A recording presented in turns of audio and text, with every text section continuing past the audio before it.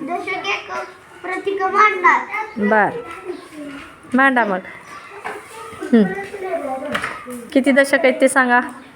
2. मग 2 दशकासाठी तू काय घेणार? मोठ्याने बोल. 2 चमच्यांचे गठ्ठे.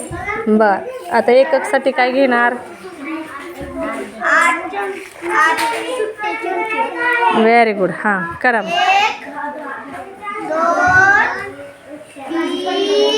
3 4 5 6 7 8. हां, छान.